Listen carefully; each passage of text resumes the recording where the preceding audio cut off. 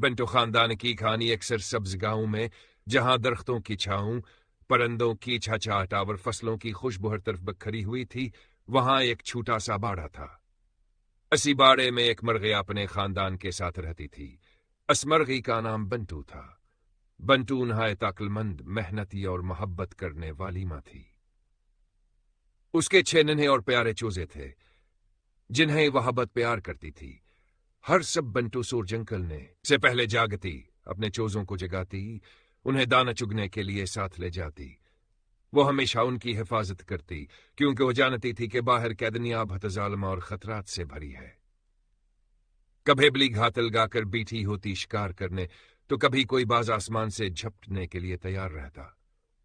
एक दिन की बात है, बंटवा अपने बच्चों को लेकर बाड़े के करीब बाग में गई। वहां सबने खूब दाने चुगे, केड़े तलाशी किए और मिट्टी में खुदकुदी की। चूजे खुशी से चहक रहे थे। बंटवों ने मुसलसल नजर में रखे हुई थी। अचानक मिनी ने देखा ये काला सांप झाड़ियों से बाहर निकल रहा है और उसके अंजरे चूजों पर हैं। बिंटू के दिल में खतरे की घंटी बजी।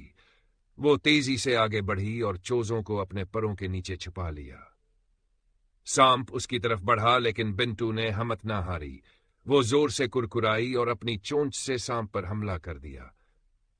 सांप पीछे हटा, लेकिन फिर से हमलावर हुआ। इसी वक्त बाड़े के मालिक का बेटा अली बाग में आ निकला। उसने बिंटू की आवाज सुनी और फौरन सूरत हाल को भांप लिया। उसने एक लकड़ी उठाकर सांप को मार भगाया। सांप तो चला गया, मगर बिंटू की एक टांग जख्मी हो गई थी। चूजे अपनी मां के इर्द गिर्द जमा हो गए। वो घबरा गए थे, लेकिन बिंटू ने उन्हें तसल्ली दी। घबराओ नहीं मेरे बच्चों, मां सब सह सकती है, लेकिन तुम्हें कुछ नहीं होने देगी। अली बिंटू को उठाकर बाड़े में ले गया। उसके मरहम पटकी। कुछ दिनों तक बंटू चल फिर नहीं सकती थी, लेकिन वह फिर भयापनी चोंच से चूजों को दाना देती, उन्हें साफिर खती और कहानियां सुनाती। बंटू की कुर्बानियां और बहादुरी ने बाड़े के दूसरे जानवरों को भी मुतासिर किया। बतख, बकरी और गाय सब उसके मिजाज पर सी के लिए आते। सबको एहसास हुआ का एक मां की मोहब्बत कितनी अजीम होती है, चाहे वहां इंसान की हो या जानवर की।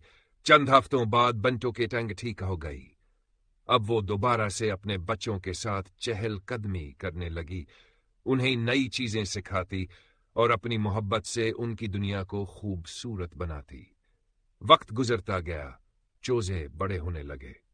एक दिन बंटू ने उन्हें एक जगह इकट्ठा किया और कहा, मेरे बच्चों, मैंने तुम्हें हमेशा एक बात सिखाई है, मोहब्बत, इत्तेहाद और कुर्बानी। अगर कभी जिंदगी में मुश्किल वक्त आए तो घबराना नहीं चाहिए, बल्कि एक दूसरे का साथ देना। एक मां की दुआ हमेशा तुम्हारे साथ होगी। चूजे